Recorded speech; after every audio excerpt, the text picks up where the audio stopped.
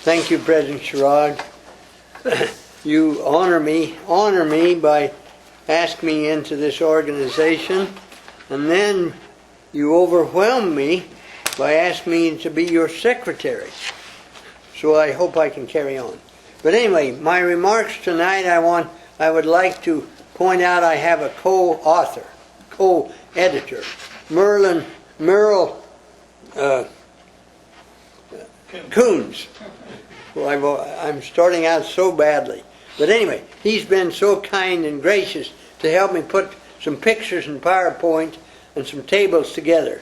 But first, I'd like to give you a little introductory remarks. Now, the reason for the 50-year history is sort of obvious, I think.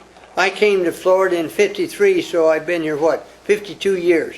So I'm just trying to recount the days of my existence here in Florida. But I want to point out that there's many good books written about the early history of cattle in Florida. So they're written by an author from University of North Florida in Jacksonville, a '76 edition, and there's others.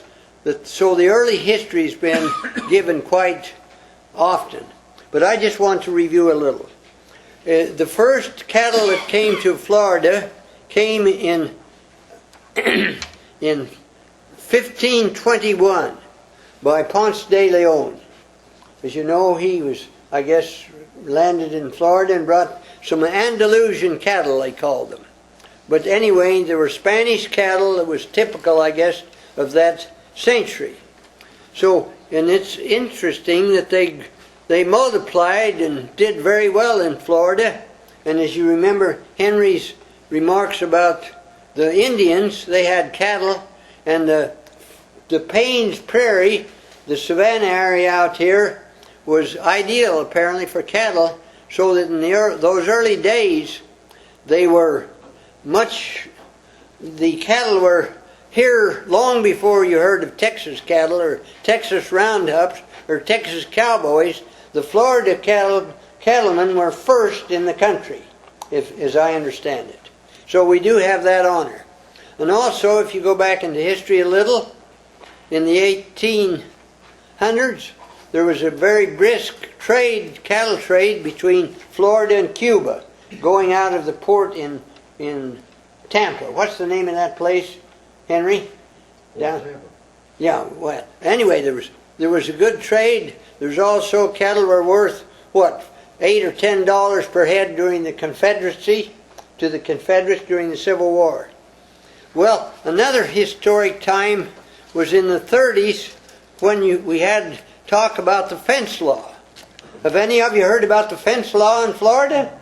Oh my! What's wrong with you boys? You don't know your history. But anyway, that's okay. That's why I'm here. Well, anyway. 48. Yeah, that's right. But apparently they started talking about it in the 30s. And so under the guidance of Governor Fuller Warren, the fence law was established and passed in, I think it said 1949. Is that right, Aldo? 48. I thought it 48 might have been. Yeah, 48 or 49. Okay. You know what happened before that? Okay, the cattle were free ranging all over the state, and so a cow had the right of way. If you hit a cow, you paid. Then after the fence law, the law was that the cattle stayed inside, were confined in the fences. And of course, the old cracker cow guys, they didn't like that too well, because up to that time they had free range over the state from north to south and so on.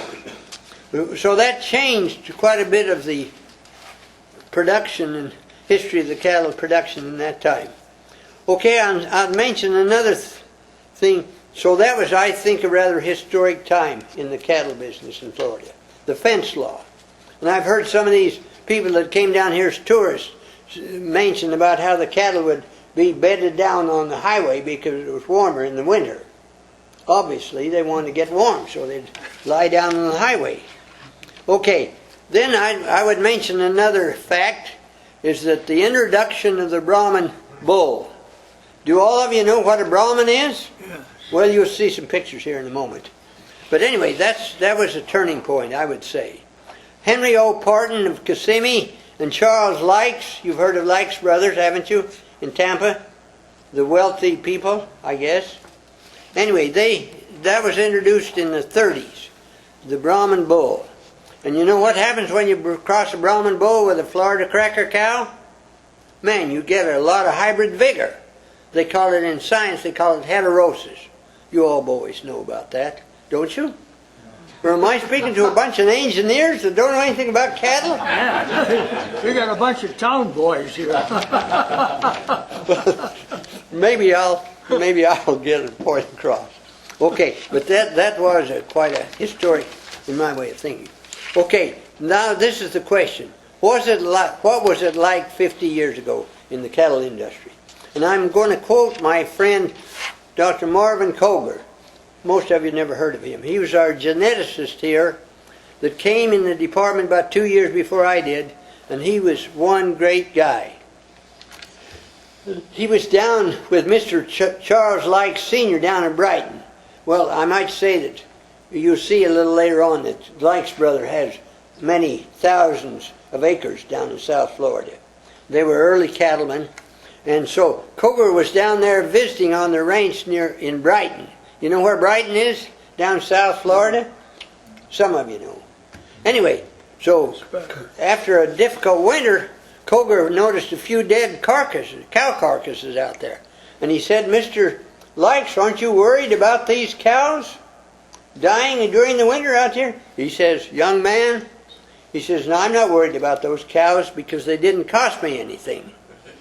Well, in contrast, today, I would just point out the average cost per beef cow on a yearly basis is approximately $350. So that's a change then in the 50 years. Okay, so what was some of the other practices?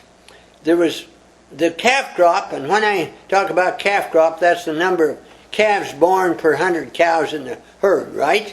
All you mathematicians know how to figure that, of course. Well, anyway, in those early days, there was a practice of early weaning of calves.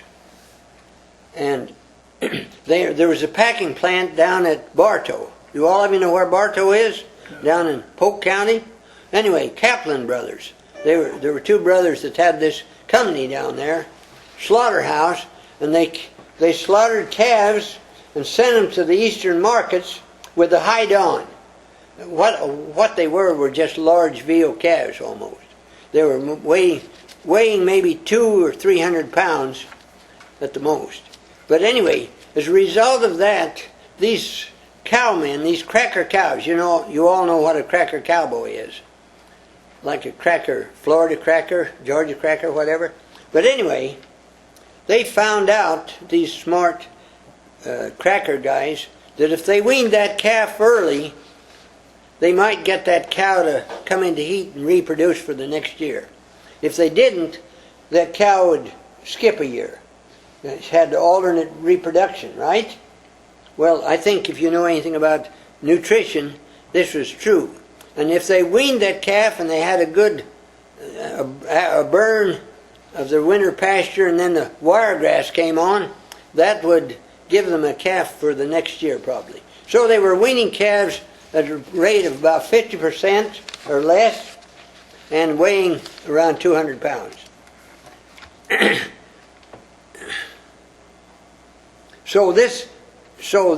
took the physiologist about 50 years to find out that suckling of the beef cow inhibits reproduction. So if you don't have a good nutrition program, that cow will not come back into heat.